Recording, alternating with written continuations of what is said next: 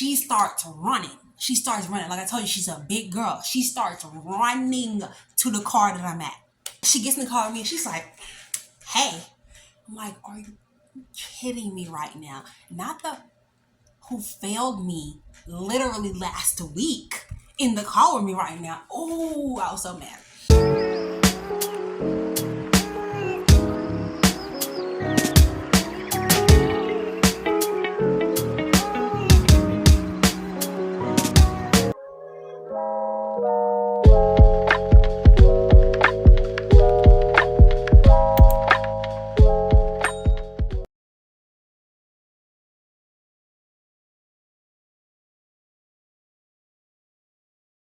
Some may be wondering what made me want to drive when I really didn't have any examples of women driving in my life growing up. But what made me want to drive is the fact that, I was getting into my early 20s and I was in college and other people were driving. So I wanted to give it a try.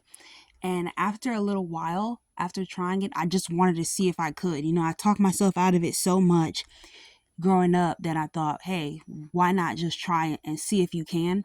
Also, at this point in the story, you see that my dad's car broke down, but it kind of seemed like he really was iffy on helping me to begin with. My family members aren't helping me, and my friend has a new car, so no one's helping me, and it's feeling like nobody believes in me either. Like nobody believes that I can do it. So then I start to realize that I want to do this to prove it to myself. Like this becomes more about me than about what I've seen. I decided to call a driving school. I decided to call a driving school called, I'm not gonna say what the driving school is called, but I get into another driving school. So my therapist at the time actually told me, well, she's still my therapist. My therapist at the time told me that once I learn how to drive, I'm gonna get like a lot more confidence in myself and confidence in my abilities, and I'm gonna feel like this sense of independence.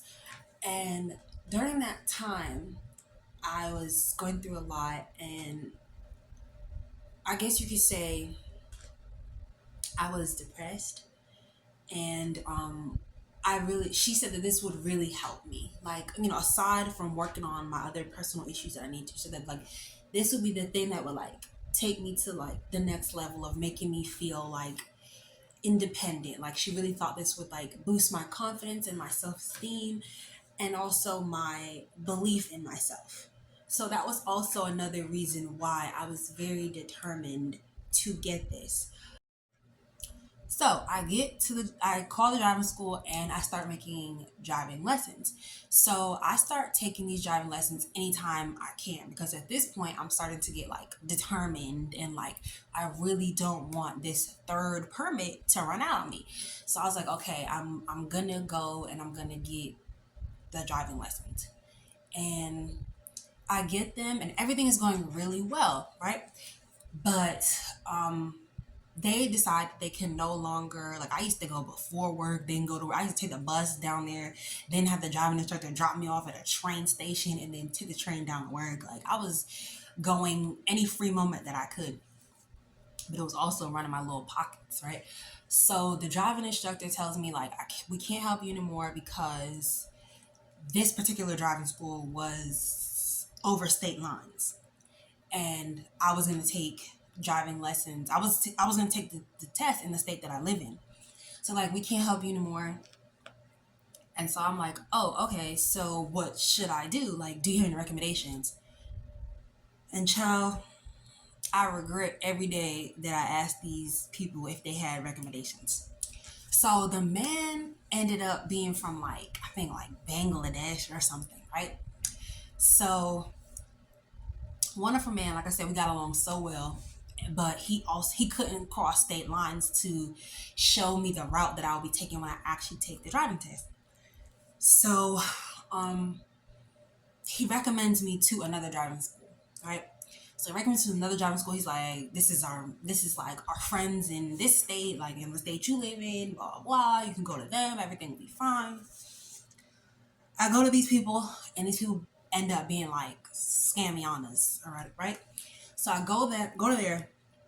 I take a few lessons with them, but I take a few when you get notifications, but I take a few lessons with them, right? And the way they're teaching me, because like the thing I really wanted to work on was like reverse parking. Reverse parking is what I really want to work on. So the way they're teaching me is like it just doesn't feel like feasible. Like it doesn't feel like it's gonna work in the driving place. Like at this point, I've never really been to the driving like seeing how the road test goes. I've never been. And so it just doesn't feel like it's gonna work because the way they're showing me is if I do it exactly how they tell me to do it, I'm a pass. But if I do it anyway different, I'm a fail. So I was like, I don't like this. So every time I would say like, excuse me, can I maneuver on my own and kind of like figure it out on my own? Because that's how it worked. Like when I was with my dad, whenever he would leave me in the car by myself for a second, I would like, maneuver better because I like to figure it out by myself instead of people just keep telling me what to do. I'm more of a trial and error person. So they're like, no. Every time I'm telling them, every time I ask them, can I do it on my own? They're like, no. No, you cannot do that on no, no, no, no. Like they're basically like, no. I'm like, well, can you sit in the car with me and like let me figure it out? You just don't say anything. And they're like, no, because our way works. Right. So the man that takes me to the driving school, the man that I work with, like my appointment comes up, right? My appointment comes up and like my permanence is about to expire in like a week. So I'm pressed, I'm hurt, I'm ready, I'm hurrying up, trying to get the permit. I'm trying to get the license. So I go to the place, right? And another dude is there. Like, it's not even the dude, right? So they're like, we're charging you 250. We're charging you 250 because we have a deal with this with the, with the DMV or whatever. We have a deal with the DMV and everybody that comes through our school passes. Everybody comes through our school passes. We got to deal with the DMV. And if you pay this money, it's gonna be worth it because it's all gonna work out because you're gonna pass. So I'm like, this sounds fishy, but I decided to like pay anyway because like who else did I have to help me? Everybody else in my family was like, no, right? Everybody, like even people that were struggling with me to learn how to drive, got a chance to learn how to drive and still was like, click. So nobody wanted to help me. So I was like, okay, I gotta take this deal. These dudes, like, I'm not trying to be raisins or nothing, but it was some like Indian man, and I'm not trying to be raisins because I'm from my father's of Indian descent, so I'm not. These mother effers was like Jafar or something. Like they were like, you'll get a deal, you'll get it. They were like, you will pass, come with us. Like I'm telling you, the man had this look in his eye, he had this thing on his head, like the rap or whatever. And he was like, you will get a deal, you will get a deal, you will pass, you will pass. And it honestly felt like it was in the scene out of Aladdin. Like I'm talking to the genie coming out the bottle. He was like, you will pass, you will pass. So I said, okay, okay. So I go to the MVA, right? Go to the MVA, get in the car, right? It's this light skinned lady, green eye lady. She like heavy set, big lady, right? Her like a short brown ponytail, big, wear black jacket, MVA workers. So she come or DMV workers. She come in there. She gets in the car with me, right? We drive down to the little spot for reverse parking because the reverse parking is the first part, right? So we get there. I cannot maneuver the space. Like it's so small. I didn't know it was so small. So it's so small. I cannot maneuver the space. So I end up like running out of time and like failing, right? So I get out of the car. I'm like crying. She's like laughing and shit on the other side of the car. I'm like, what? So I get out of the car and they're like, did you pass? I'm like, no. So I get out of the car. I'm crying. I end up like getting myself together. I think I take the bus home. Like I'm so sad. So I call my friend, right? I call my friend. I'm looking at my notes. I'm like, oh, did I even look at my notes? So I call me, like I said, I call my friend and she's like, she tells me about this man. She's like, girl, just go to this man, just go to this man, just go to this man. This is the man that helped me learn to drive. My friend really couldn't drive like that. Like she had a car and everything, but she really couldn't drive like that. So I was like, should I go to this man? Should I not? But I ended up going to the man. Went to the man and we do like a test run in like a Kmart parking lot or something. And he's like, you good? And I'm like, I'm not. But he's like, you good, you'll be fine, you'll be fine. So he calls me and he's like, I'm about to go to the MBA in a few days. And you should come with me. I'm not going to charge you. I'm just going to take you with me and make an appointment, right? And I think I had already had the appointment set. And he was like, well, I'm going to the MVA that day with somebody else, so I'm not going to charge you. So we go to the MVA, and it's this girl. Like, we had to go pick her up. So we go to the MVA, we get the girl, everything like that. We go in the building, we get outside, right? The girl has her test is scheduled for like 20 minutes before mine. So the girl has her test. The girl passes. The girl passes. She gets up going with like this man that's like this, handsome Hispanic older man, very nice, right? She goes with him. When she gets back, she tells us like, I was effing up, like he helped me so much. Like he basically was like, all right, do this, do that, like boom. He passed me, everything was good. So I get to I get to the car, or I'm sitting in the car. I think I'm sitting in the car, right? I can't, yeah, that's how it goes. You sit in the car and you wait. So I'm sitting in the car and I wait. And the man who passed the girl is walking up to me, and I'm like, yes, he's about to walk up to me. Like, I'm going to work with this man. He's going to pass me. Like, everything's going to be good. Tell me why, out of nowhere, the same lady that filmed me, the heavy-set, light-skinned, green-eyed lady, she starts running. She starts running. Like I told you, she's a big girl. She starts running to the car that I'm at. She pushes her hand in front of the man who's about to open the door. She pushes her hand and she goes, I got it. I'll take this. Like, as he's walking and like he's walking and like, you about to stop him. But she puts her hand in front of his and she says, I got it. I got it. And she opens the car door and she gets in the car with me. And I'm just like, why is this happening to me, Lord? What is this for? Who is this for? Like, what? And she gets in the car with me and she's like, hey.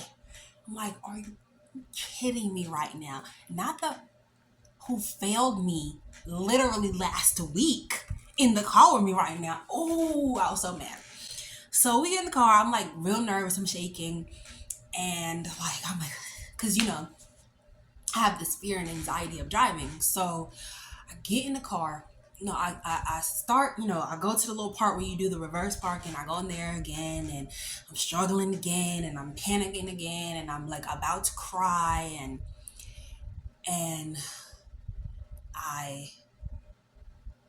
the time runs out, and I end up not passing. This lady is in the car cracking up. She's cracking up, and I'm like, I decide to gather myself a bit, and I say, excuse me, can you tell me what I did wrong? She looks at me and she's like, and I'm like, can you tell me what I did wrong? And she's like, oh, well, you did this wrong, you did that wrong, you did this, and like you did that, and that's what made you like run out of time. And I was like, okay, thank you. And I got out of the car, and she was so surprised that I even asked. And I'm like, well, why wouldn't I? Like, why wouldn't you, as a driving teacher, like want to tell me what I did wrong? Like, that's so weird. So she ends up telling me what I did wrong, and then I leave and I'm crying and stuff. And the man, I don't remember what his name is. I forgot. I think his name's like Sam. I don't know. So the man, let's call him Sam. So the man, Sam, he comes and he's like asking what's wrong, like what happened. And I tell him, and he's like, do you want me to take you home? And I say, no. So I actually stay in there. I actually go back in the building, and I get in line, and I get in line to take the test for a permit again, because my permit would have expired like the next day. So I just go in line and I go take a permit test again. So that's the fourth time now that I take the test. So, well, yeah, fourth time. So I go there, I'm waiting, and I can't find my ticket again. I get in line again, and I go and I take the test, and I pass. So after I failed the second time, this is the picture that I took. And I was so mad when I went in there. The lady was like, smile. And I was like, no. And I kept my face like this the entire time. And I was determined to go back and get my official license so I took this picture and I said, I'm not keeping this picture for long. So I don't care what I look like. I don't care if I smile, because this is not going to be my final picture. I'm going to take another one. So yes, I was walking around looking very mad. My whole family bust out laughing when I showed them this picture, because you could see it in my face. I was pissed that I failed. And even though I got it, I was I was still like really discouraged. So I didn't go driving again for a really long time, because, like I said, my dad's car, he didn't have a car anymore, and nobody in my family wanted to help me or take me. So, at this point, as you can see, I'm kind of getting like a little emotional, but like at this point, um, I just like sit, like I don't do anything. I think for like a year, I don't do anything about the license. Yeah, a whole year goes by, right? And then the pandemic starts. So, and like, I'm really not thinking about it then, but then I hear that when you do the like, when you take your test on, sorry, then the panini press starts. And I heard that when you take your test on the panini press, um, that you don't have to go on the road, right? So eventually I find another driving school. And by this time, it's like October 2020. Like, by this time, I'm like, I'm almost 30. So I find somebody else to teach me. I find a driving school, and it's actually really close to my house, like within walking distance. So I'm like, okay, this could work out. And it's the panini press, so like I don't have a job, and I spent a lot of money on the first round of learning how to drive because I had nobody to help me, and my family didn't even want me to pay them. Like, I don't know what that was about, but yeah. So I everybody was afraid like I would crash their car or something. I don't know. So I go down there and I meet a man, and I'm actually gonna say his real name. I'm not gonna give him a code name. So I meet a man who works there, and his name's Mr. Joseph. Shout out to Mr. Joseph. So the first time we go for a driving lesson, like it's rocky, it's shaky, because at this point I have not driven in like 22 months, 21, yeah, like 21 months. Like, it's been a very long time. So he gives me my driving lessons, and he's like, I'll work with you. So he continues to work with me, and like he gives me, after he continues to work with me, he sees that like I really want this. He starts giving me driving lessons, like, like when he has cancellations or when he has like openings at like 6 a.m. So I'm going out at 6 a.m. to drive during the penny press. The road is good, the road is clear, and he's teaching me, he's working with me, he's helping me. Super scared to get on the road, super scared to change lanes. And when I would change lanes, I would do it like I would just to get. And so my driving instructor, Mr. Joseph, he would be like, Janice, are you on drugs? Do you do drugs? You drive like you're on drugs, Janice. You drive high, like high. And so I would say, no, I'm not on drugs. But that's how I did it. I was very, very afraid. Like, that was the thing that it comes time for me to take my road test, and I go to the MBA, and unfortunately, I pay them and I fail again. Same thing is messing me up. Same thing, right? Reverse parking. So now, by then, this is my third time failing, and I'm like really sad, right? I'm really sad. So after that, my mom's friend, he dies. And before he died, he used to always say like, get your license so you can take me out to lunch one day. Cause he's always taking my mom out to lunch. Like, even when my mom was like pregnant with us, with my sister and stuff like that, it was like her best friend. So he used to take my mom out to lunch and stuff. So he was like, I want you to be able to take me out to lunch. So you gotta get your license. Like, every time he would see me, he would say that. And so he died. And so I went again to get the permit, and this is like right after his funeral, and so I'm like dedicating this time to him, and I go again and I fail. So at this point I'm getting discouraged, and also the driving thingy is what do you call it? Like the tests are becoming more and more spaced out because you can't go like twice in a week. And I think I went like twice in a short amount of time. And you know, a lot of people are trying to get their driver's license this time because it's the panini press. So I could not get it. I could not, like, my things would be spaced out. Like I would get one January 1st, one January 21st, one March 1st, one April 27th, stuff like that, one June 25th, like one August 19th, like stuff like that. It'll be far out. So by this point, this is like, let me see, I didn't pass 4 times. So I go back in March and I go take the test again and I pay the money and what? I fail again. Same thing, right? Or yeah, same thing. Fail again for the same thing. And then other people are taking me. So this time, Mr. Joseph, shout out to Mr. Joseph, because he was like the best teacher ever. So he would like give me lessons in any free time he had, and like I would just send the money to his cash app, stuff like that, because he really saw that I was like determined. Sorry, one of the people that wouldn't teach me how to drive just called, but so he saw I was really determined, so he used to give me like extra lessons and stuff like that, and he really tried with me. But the problem was I just wasn't getting consistent enough practice for me to like really work on the things that I had. Like if I really had like a family member, he would say that like, darn, if you really have a family member, he's like, you sure you don't have any family?